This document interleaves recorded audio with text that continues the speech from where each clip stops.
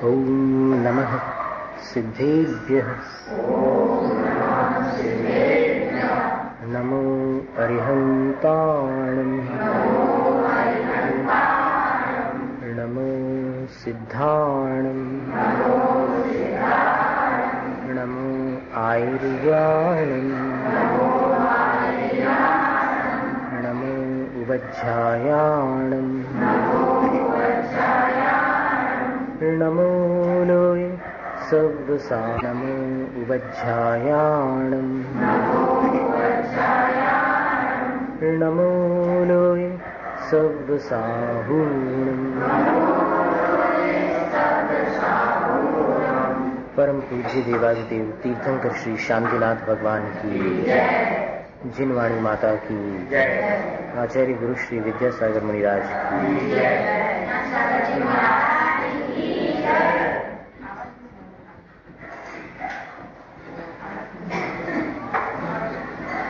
ये ग्रंथ की प्रतियां अभी 4 हैं, तो जिनको रखना हो तो देख सकते हैं। इष्टोपदेश,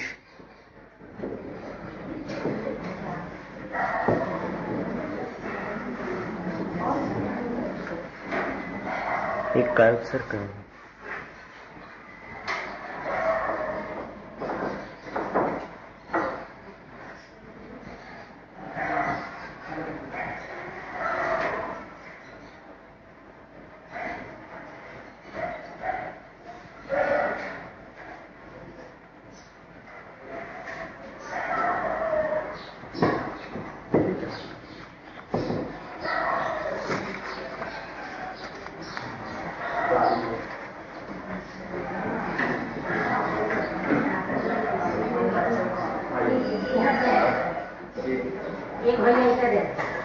नहीं, जो पढ़ने वाले हैं, संस्कृत पढ़ने वाले लोग हैं, उनके काम की चीज है।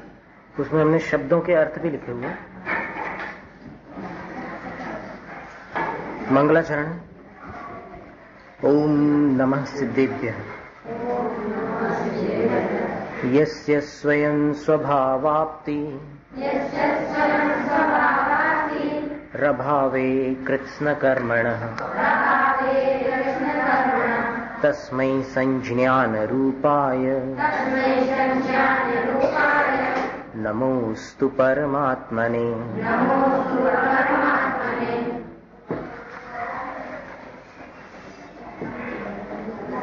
एक कायोत्सर्ग और।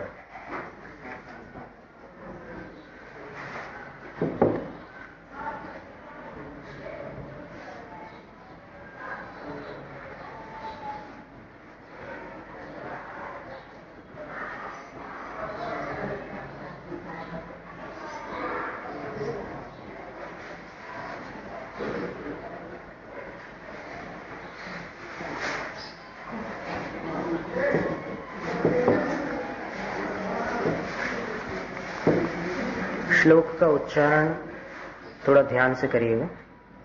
यस्य स्वयं स्वभावाप्ति रभावे कृत्स्न कर्मणः तस्मै संज्ञान रूपाय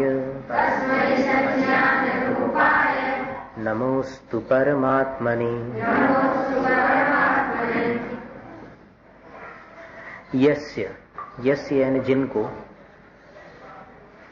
कृत्स्न कर्मणः अभावे, सभी कर्मों का अभाव होने से, संपूर्ण कर्म का अभाव होने पर, स्वयं स्वभावाप्ति, अपने आप स्वभाव की प्राप्ति हो गई, बाहर से नहीं हुई, अपने भीतर से अपने स्वभाव की प्राप्ति हो गई।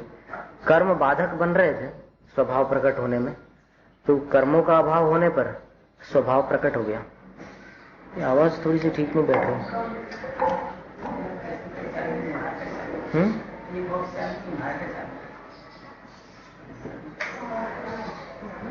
हमारी तो परेड है इसमें।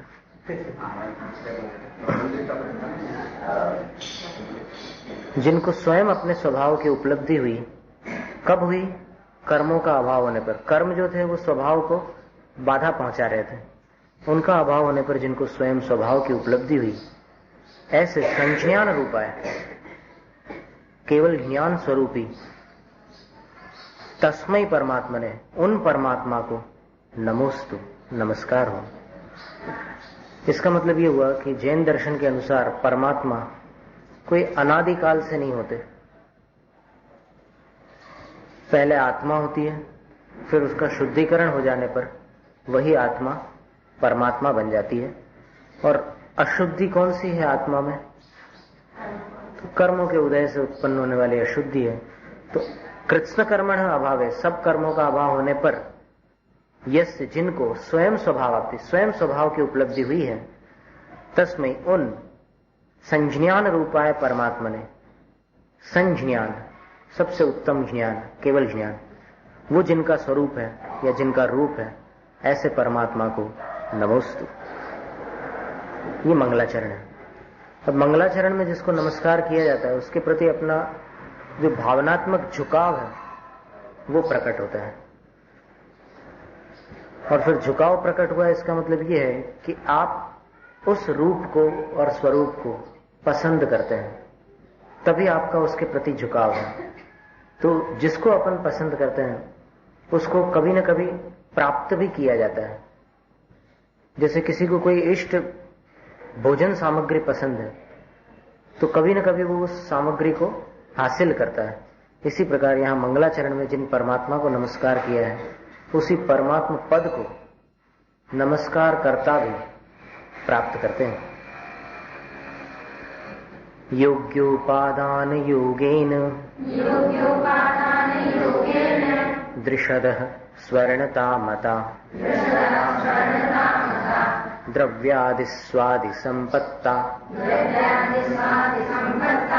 वात्मनोप्यात्मता मता। योग्योपादान योगेन दृषदः स्वर्णता मता द्रव्यादिस्वादि संपत्ता। स्वराघात द्रव्यादिस्वादि संपत्ता वात्मनोप्यात्मता मता।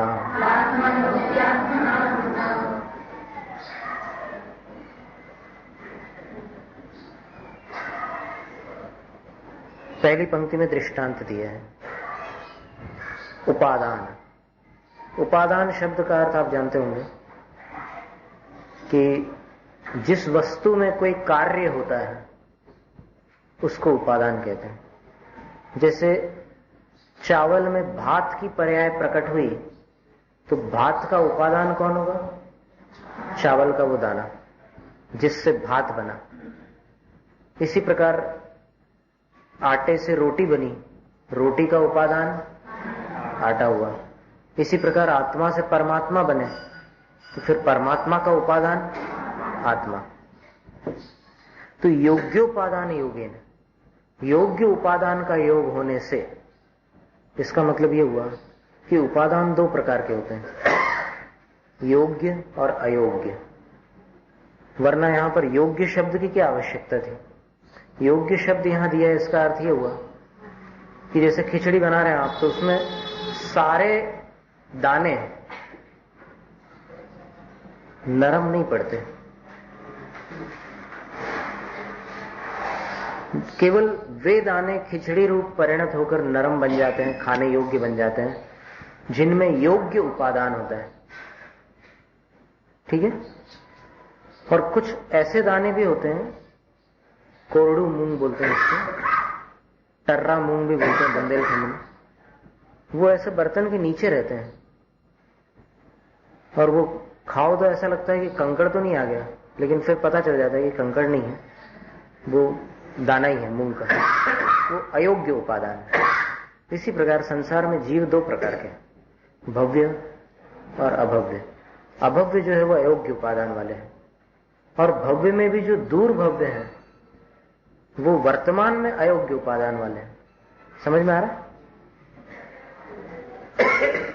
जैसे बोरे के नीचे वाला जो चावल है आपने साफ करके पूरे बोरे को व्यवस्थित कर दिया, उसमें से पूरे चावल का शुद्धिकरण, मतलब जो शोधबीन होती है वो कंप्लीट करके फिर उसको किसी एक उसमें रख दिया, पीपे में या कहीं पर, और उसके बाद अब आप रोज भात बनाते हैं, और भात क्या, उसके और भी दूसरे आइटम्स बनाते हैं, पुलाव, खिचड़ी, बहुत सारी चीजें बनती है, डोसा।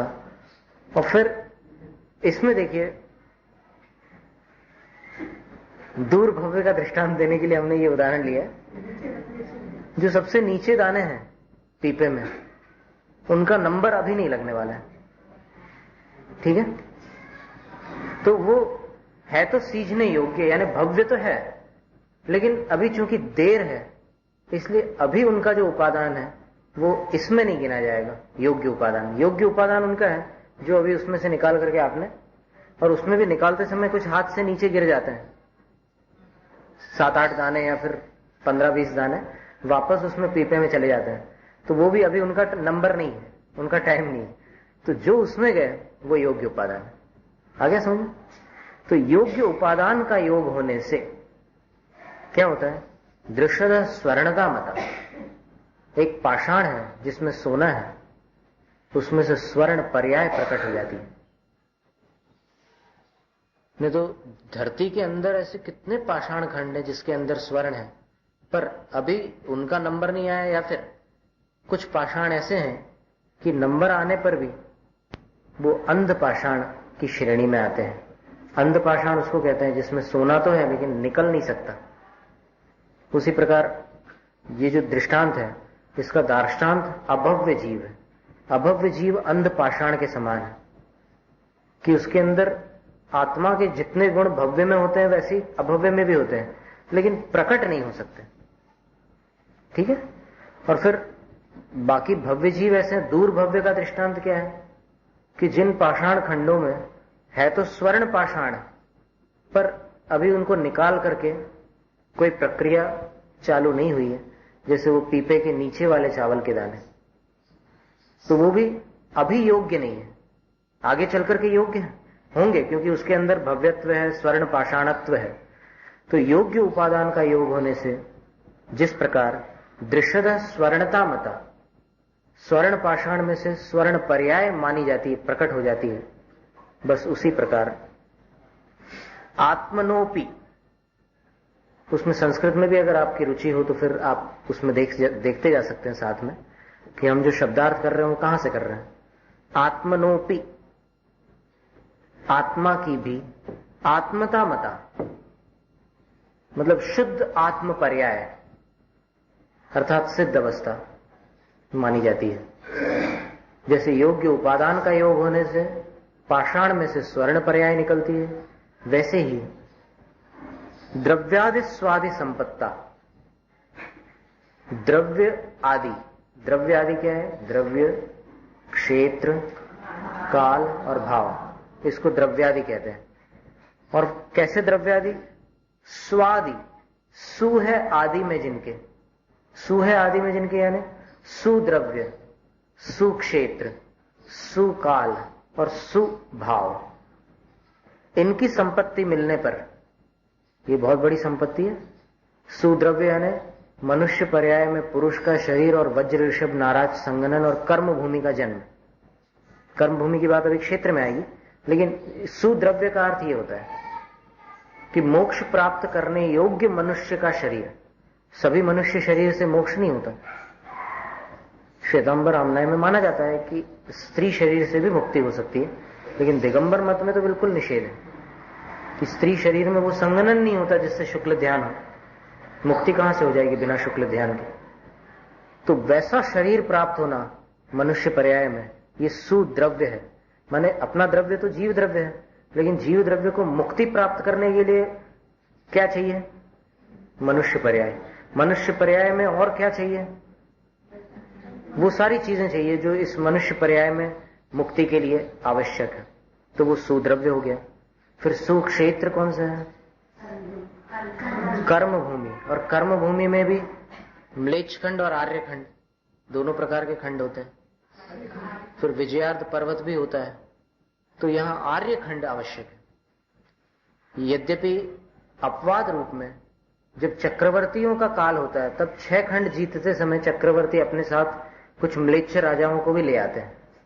यहां आर्य खंड में वो जा सकते हैं मोक्ष, अगर दीक्षा आदि ले लें तो, लेकिन जो वहां रह गए उनका तो कुछ नहीं है। तो आर्यखंड में जन्म होना भी बहुत आवश्यक है कर्मभूमि में। तो ये सुक्षेत्र हो गया। फिर तीसरे नंबर पर क्या है? सुकाल। अब सुकाल कौन सा है? चौथा काल एकदम स्थूल रूप से अपन बोलते हैं, वास्तव में देखा जाए तो अवसर्पिणी की अपेक्षा से उसको चौथा काल कहा जा सकता है। पर मुक्ति जो होती है, मुक्ति अवसर्पिणी के तृतीय काल के अंत अंत में भी होती है। जैसे आदिनाथ भगवान कब मोक्ष गए? तीसरे काल को समाप्त होने में 3 वर्ष 8.5 महीने बाकी थे तब। तो इसका मतलब यह हुआ कि तीसरे काल में मोक्ष हो सकता है।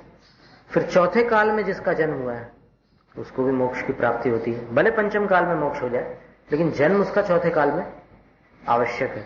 एक मां ने जुड़वा बच्चों को जन्म दिया, तो उसमें से एक बच्चा जो था वो कुछ समय पहले हुआ और एक बच्चा कुछ समय बाद हुआ।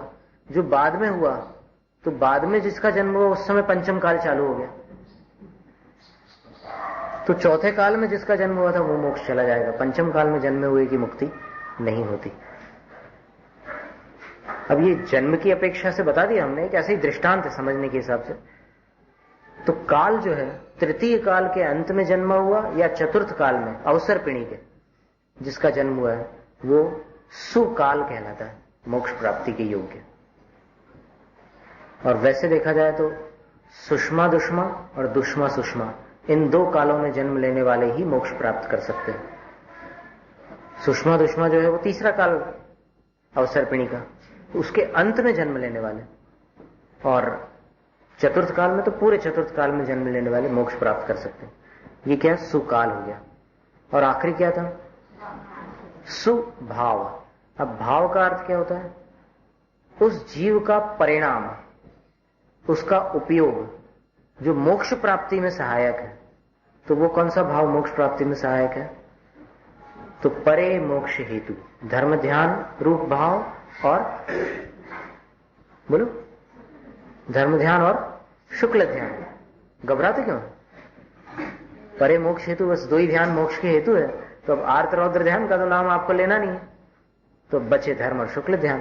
तो ये जो भाव है ये भी मोक्ष प्राप्ति में सहायक होते हैं। धर्म ध्यान साक्षात कारण नहीं है मोक्ष का, वो क्रम से धर्म ध्यान होगा पहले, फिर शुक्ल ध्यान, फिर मोक्ष। तो इसलिए इनकी संपत्ति मिलने पर आत्मनोपि आत्मता मता, आत्मा को भी आत्मता यानी परमात्मा पद की प्राप्ति होती है।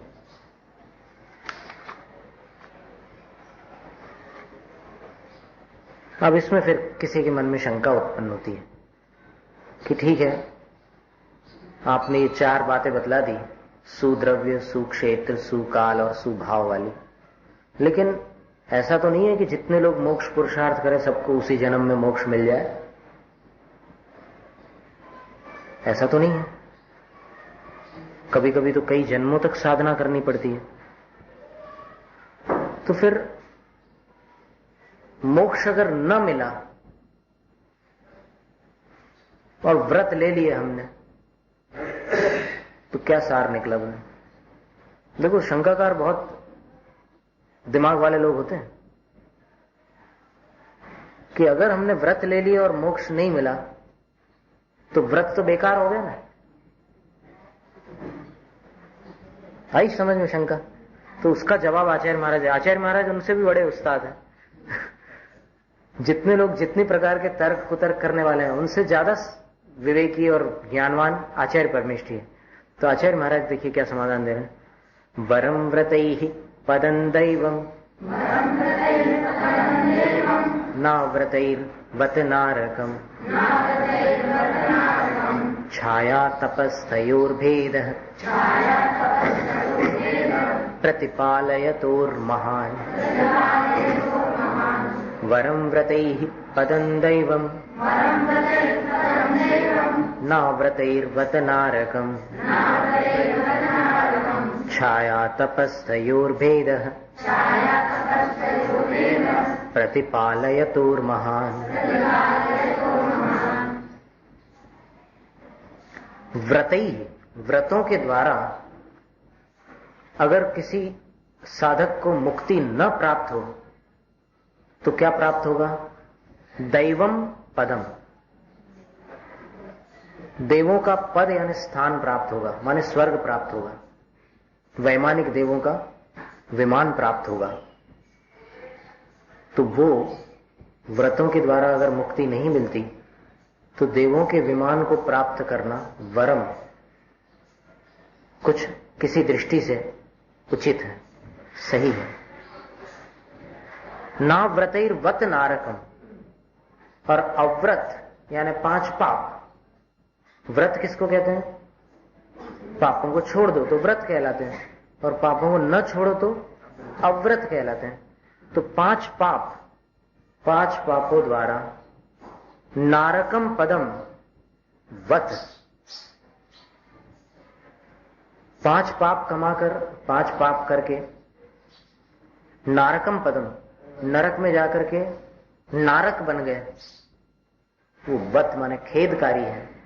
और व्रतों के साथ देव पर्याय प्राप्त हो जाए तो वो उससे बेहतर है। कहने का मतलब ये हुआ कि अगर व्रत धारण करने पर मुक्ति नहीं भी मिली तो उन व्रतों से देव पर्याय प्राप्त कर लेना नरक जाने से बहुत अच्छा है। ठीक है। और दृष्टांत क्या दिया? छाया तपस्थयोर भेद प्रतिपालयतोर महान। 3 मित्र शिखर जी की यात्रा के लिए निकले और गर्मी का समय है, सीढ़ियां भी तपी हुई है और फिर ऊपर से भी धूप पड़ रही है। तो अब क्या होता है कि एक जो है थोड़ा कमजोर शरीर वाला पिछड़ जाता है और बाकी जो 2 लोग हैं वो आगे आपस में चर्चा करते करते बोलते अरे यार वो तो पीछे रह गया, चलो थोड़ा इंतजार कर लेते हैं। तो इंतजार करने की बात जब करते हैं दोनों, तो उनमें से एक तो किसी वृक्ष की छांव में बैठ जाता है और एक वहीं सीढ़ी पर धूप में खड़ा रहता है। तो दोनों प्रतिपालयत तो द्विवचन दिया है, दोनों इंतजार कर रहे हैं, प्रतीक्षा कर रहे हैं, लेकिन कहां कर रहे हैं? छाया तपस्थयो, एक छाया में प्रतीक्षा कर रहा है और दूसरा आतप में यानी घाम में। तो इनमें महान भेद है, महान भेद होता है। प्रतीक्षा दोनों कर रहे हैं, दोनों को उस तीसरे की प्रतीक्षा है, लेकिन एक छांव में प्रतीक्षा कर रहा है और दूसरा धूप में। दोनों में कितना फर्क है?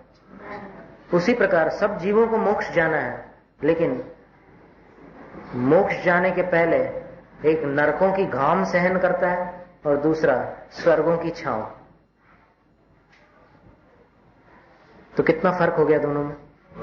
इसलिए आचार्य कहते हैं कि व्रतों को धारण करके स्वर्ग में इंतजार कर लो मोक्ष प्राप्त करने का तो अच्छा है, और पाप कमाकर नरक जाओगे तो वहां पर चैन की सांस नहीं मिलने वाली। इसलिए व्रती बनने की इस काव्य में प्रेरणा है। फिर इसके बाद आगे कहते हैं यत्र भावः शिवं दत्ते द्यौः कियद्दूरवर्तिनी यो नयत्याशु गव्यूतिम् क्रोशार्धे किंस सीदति। यत्र भावः शिवं दत्ते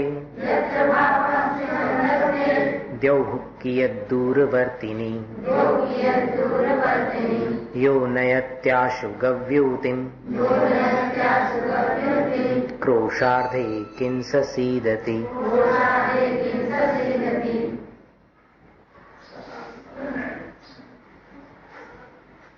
यत्र भावः, यत्र माने जिसके प्रति, भावः अपना भाव लग जाता है और उसके प्रति लगा हुआ भाव शिवं दत्ते मोक्ष को प्रदान करता है। अब वो किसके प्रति लगा हुआ भाव मोक्ष को प्रदान करता है? अपने आत्म स्वरूप के। कषायों में लगा हुआ भाव संसार को प्रदान करता है और अपने आत्म स्वभाव में लगा हुआ भाव, रत्नत्रय में लगा हुआ भाव मोक्ष को प्रदान करता है। तो जो मोक्ष प्रदान कर सकता है वह भाव द्यौ कियत् दूरवर्तिनी, उसके लिए स्वर्ग कितनी दूर है। यानी जिस भाव से मुक्ति प्राप्त हो जाती है उसके लिए स्वर्ग प्राप्त करना कौन सी बड़ी बात है। ये ठीक है कि हमने अभी कहा कि व्रतों से अगर मुक्ति न मिली तो स्वर्ग तो मिलेगा, लेकिन स्वर्ग मिलेगा ये सुन करके लुभा मत जाना, यानी मोक्ष का लक्ष्य छोड़ मत बैठना। क्या कह रहे हैं? यानी मुक्ति की जो भावना है उसको ठंडे बस्ते में मत डाल देना स्वर्ग की बात सुन करके, क्योंकि आत्मा में जो ध्यान लगाया जाता है उस ध्यान में अपार शक्ति होती है। जैसे शारीरिक रोगों का निवारण करने की शक्ति अपने अलग है, जैसा ध्यान करोगे, जिसका ध्यान करोगे, वो सब कुछ प्राप्त करने की शक्ति आत्मा के पास होती है। अभी एक रेडियो अमेरिका पर बिल हैरिस का इंटरव्यू आया था, तो उसकी रिकॉर्डिंग हमने सुनी। तो उसमें उनसे एक प्रश्न पूछा, बहुत मजेदार, ध्यान से सुनने योग्य बात है। उनसे एक प्रश्न पूछा कि आप जो कुछ भी सिखलाते हैं, जो भी आपकी पद्धतियां हैं, क्योंकि बहुत सारी पद्धतियां हैं, लोग ध्यान की अलग अलग प्रकार की विधियों से लोगों का उपचार करते हैं या फिर कुछ भी करते हैं। कहीं विपश्यना पद्धति है, कहीं पर वो डिवाइन लाइफ सोसाइटी वालों का एक अलग कुंडलिनी जागरण ध्यान चलता है, फिर ये प्राणायाम के साथ रामदेव स्वामी का भी एक चलता है, मुंगेर वालों का अलग चलता है, फिर अरविंदो का जो आश्रम है पौंडीचेरी में, वहां पर भी एक ध्यान का केंद्र है, विश्व का सबसे बड़ा ध्यान केंद्र है। इतना बड़ा गोला है स्फटिक जैसा कांच का, तो उसको घेर करके सबको बैठाल देते हैं, और उसके बाद उसको भी, जो बैठने का कक्ष है, उसको भी इस तरीके से बनाया गया है जमीन से खंबे लगा करके कि उसका कहीं संपर्क ना हो। खंबे जो लगे हैं उन खंबों से भी कुछ अलग हट करके बीच में ऐसे वो कक्ष बना हुआ है, वहां पर ध्यान करते हैं, ध्यान का केंद्र है वो। ऐसे बहुत सारे अलग अलग प्रकार के प्रयास लोग करते हैं। बिल हैरिस से जब पूछा, बिल हैरिस की जो टेक्नोलॉजी है, उसकी जो तकनीक है, अभी विश्व में सबसे श्रेष्ठ है, उसके आगे कोई तकनीक नहीं है। वो दोनों कानों में अलग अलग आवाजें सुनाते हैं, और उन आवाजों को सुनने वाला अपने आप एक वर्ष में जो अपने नकारात्मक विचार, जैसे क्रोध है या उदासी है या चिंता है, उसको करना अपने आप छोड़ देता है। और उनके प्रोग्राम में ऐसा नियम है कि अगर एक वर्ष में आपको लाभ नहीं हुआ तो हम आपकी पूरी फीस वापस कर देंगे। आपने जितना खर्च किया है इसके लिए वो सब हम लौटा देंगे, ऐसा उनका एक रूल है। लेकिन कभी कभी ऐसा होता है कि 6 महीने हो जाते हैं, 8 महीने हो जाते हैं, 10 महीने हो जाते हैं, लाभ नहीं होता। तो वो लोग फोन लगाते हैं उनको, बोले कि कुछ नहीं हो रहा है, कुछ फायदा नहीं हो रहा है। बोले कि चिंता मत करो, अभी 1 साल का जो समय हमने दिया है वो पूरा हो जाने दो। और फिर 1 साल पूरा होने के पहले उनके फिर दोबारा फोन आते हैं कि अरे मुझे पता ही नहीं चला, एकदम फायदे होने लग गए। तो उनसे इंटरव्यू में पूछा कि क्या आपके प्रोग्राम में ऐसी कोई विधि है कि जो अपनी मनोकामना पूर्ण हो जाए? तब उन्होंने जवाब दिया कि ऐसी विधि की कोई आवश्यकता ही नहीं है, क्योंकि मनुष्य जन्म से मनोकामना पूर्ण करने में उस्ताद होता है। हर मनुष्य के पास वो शक्ति होती है कि वो जो चाहे वो हो सकता है उसके जीवन में। तो फिर इसको समझ में नहीं आया इंटरव्यू लेने वाले को कि ये क्या बात कर रहे हैं आप। लोग तो छटपटाते रहते हैं, मनोकामना पूर्ण करने के लिए कितनी उठापटक करते हैं और दुनिया भर के चक्कर काटते हैं। तब फिर उसने समाधान बताया कि जैसे मान लो कई विचार आपके मन में ऐसे आते हैं कि हमारे जीवन में कोई अनिष्ट न हो जाए। बहुत ध्यान से सुनने की बात है, अगर इतना आपने समझ लिया तो हो सकता है आपका जीवन उज्जवल हो जाए। बहुत सरल तरीके से उन्होंने समझाया। बोले कि जैसे मान लो किसी के जीवन में कोई घटना हुई और वो घटना उसको बहुत ही अनिष्ट थी, तो अनिष्ट घटना, जैसे मान लो कभी कभी कुछ लोग जल जाते हैं। आपने देखा होगा कि जो लोग जलते हैं वो एक आध बार और भी जलते हैं, या फिर जिनका एक्सीडेंट हुआ एक बार, उनका एक आध बार फिर से एक्सीडेंट होता है। या कभी कोई काम बनाने के लिए वो गया किसी से मिलने के लिए और वहां काम नहीं बना, तो दूसरी जगह जाता है तो कभी काम बन जाता है और फिर और कहीं जाता है, फिर से कभी उसको वैसी ठोकर प्राप्त करनी पड़ती। कहने का मतलब ये हुआ कि कोई भी नेगेटिव अनुभव अपने जीवन में सिर्फ एक बार नहीं होता, 2-3 बार वैसा अनुभव अपने जीवन में होता है। क्यों होता है? उसका कारण बिल हैरिस ने बतलाया कि मनुष्य जहां अपना ध्यान लगाता है वो चीज उसके जीवन में साकार होती है। ये अकाट्य नियम है। अगर आपने ये ध्यान लगाया कि वो चीज नहीं होनी चाहिए, तो आपकी शक्ति को ये नहीं मालूम कि आप ध्यान क्यों लगा रहे हैं, उसको बुलाने के लिए लगा रहे हैं या भगाने के लिए। आपकी शक्ति ये जानती है कि आपने जहां ध्यान लगाया है वो चीज आपके जीवन में ले आए। ये इष्टोपदेश में आगे भी आने वाला एक श्लोक, 20वां नंबर का जो श्लोक है, उसमें यही बात आचार्य पूज्यपाद स्वामी कह रहे हैं, और आज उन्होंने रिसर्च करके वही बात निकाली है। यानी जैन आगम की पुरानी बातें आज रिसर्च करने के बाद भी सत्य प्रमाणित हो रही है। इसके कहने का मतलब यह है, जैसे उदाहरण के लिए आप गिरनार की यात्रा के लिए जा रहे हैं और यहां से ये सोच करके जा रहे हैं कि कहीं बारिश ना आ जाए, या फिर ये सोच करके जा रहे हैं कि पता नहीं ये यात्रा सफल होगी कि नहीं होगी, तो फिर निश्चित ही वहां जाने के बाद आपको कुछ ऐसा अनुभव, एकाध अनुभव तो अवश्य होगा कि जो आपको पसंद नहीं है, क्योंकि आपने यहां से ध्यान लगा करके रखा था। और जिस पर अपना ध्यान लग जाता है, अपनी शक्ति वो चीज अपने सामने हाजिर कर देती है।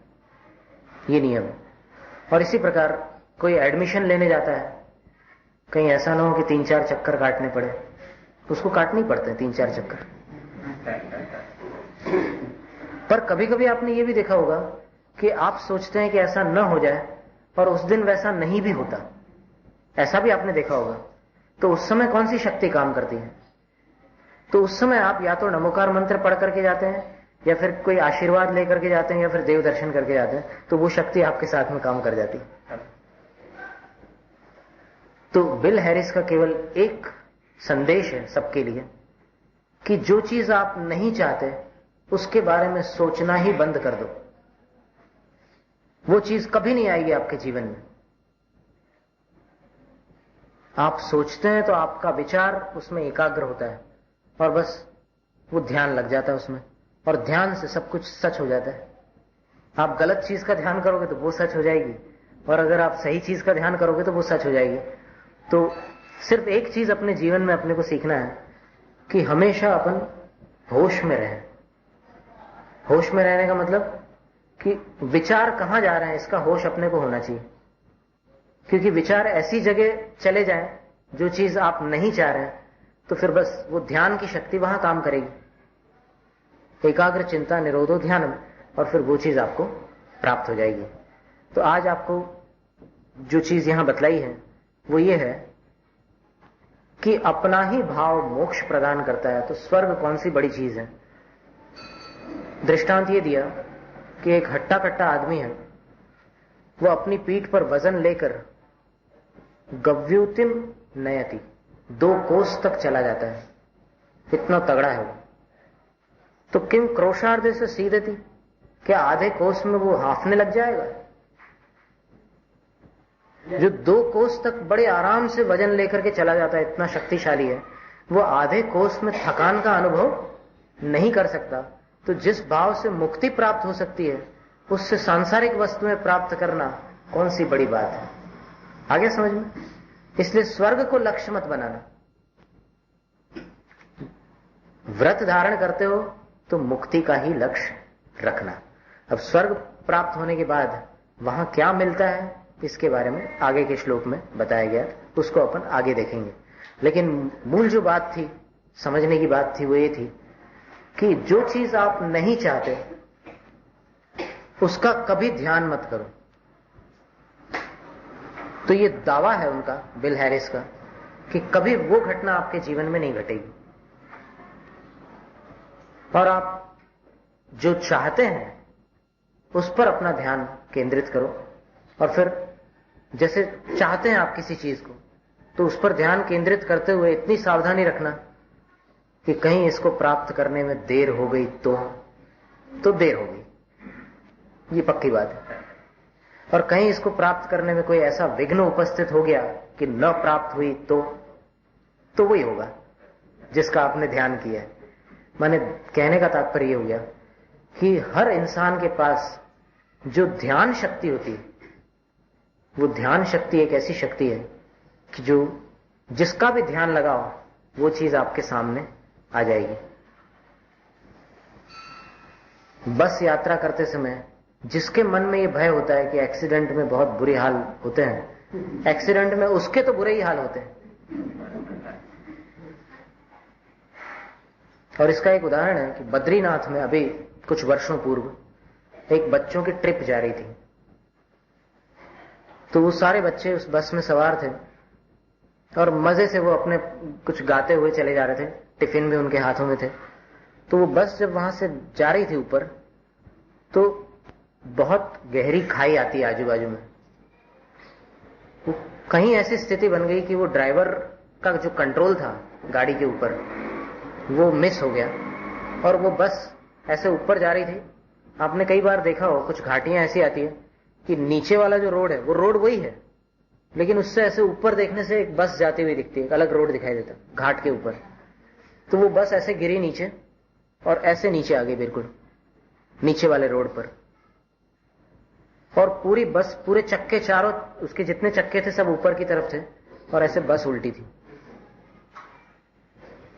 ड्राइवर ने तो छलांग मार करके कहीं वृक्षों की डाल या कहीं से कुछ कर लिया उसने, लेकिन वो बच्चे जो थे वो अंदर बस में रह गए।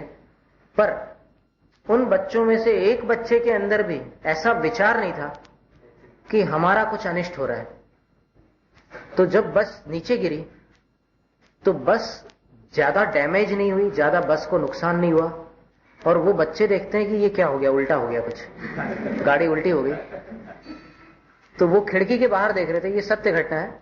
और फिर उनने थोड़ी देर ऐसे देखा, क्योंकि कोई नई घटना घटती है तो बच्चे थोड़ी देर के लिए चुप हो जाते हैं, सहम जाते हैं। उनने देखा कि ये क्या हुआ, ड्राइवर अंकल कहां चले गए। तो अब ड्राइवर अंकल तो पता नहीं किसी पेड़ की डाल में लटके हुए, लेकिन वो बच्चे जो थे फिर टिफिन ऐसे झटके में क्या हुआ कि इधर उधर चले गए। तो वो सारे टिफिन बॉक्स उनने उठाए और फिर खोल करके उनने फिर खाना चालू कर दिया और गाना चालू कर दिया। खरोच तक नहीं आई एक भी बच्चे को। गाड़ी उल्टी और फिर वो जो रूफ रहता है ना बस का, वो अब नीचे हो गया, तो उसमें बैठ करके वो टिफिन खा रहे। ऐसी घटना है। तो कहने का मतलब ये हुआ कि अपना ध्यान जो भी अनिष्ट है उस पर न लगाकर जो इष्ट है उसी पर लगाना चाहिए। आप देखिएगा उससे अपना जीवन कितना बदल जाता है, कितना सुधर जाता है। कहीं ऐसा ना हो कि परीक्षा के समय हम बीमार पड़ जाएं।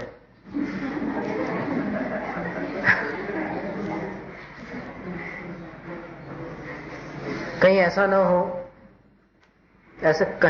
ना हो, इसको आप दिमाग से निकाल करके एक बार, अभी अगली बार जो होली आ जाए उसके पहले ही, अभी दिवाली में ही उसका फटाका फोड़ने के बदले इस विचार को ही भस्म कर डालो।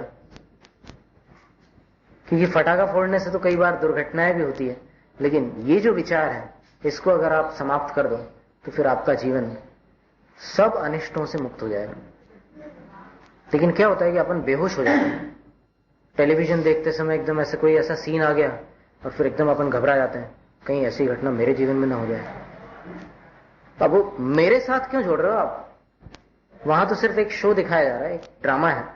आप मेरे साथ जोड़ने से क्या होता है कि फिर वो आपका ध्यान, आपकी शक्तियां फिर वो काम करती। नरक क्यों जाता है जीव? दुर्ध्यान करके। देवगति को क्यों प्राप्त होता है? शुभ ध्यान करके। और मोक्ष कैसे प्राप्त होता है? शुक्ल ध्यान करके। तो फिर विवेकी मनुष्य को क्या करना चाहिए, इसके बारे में आगे चर्चा स्वयं करेंगे।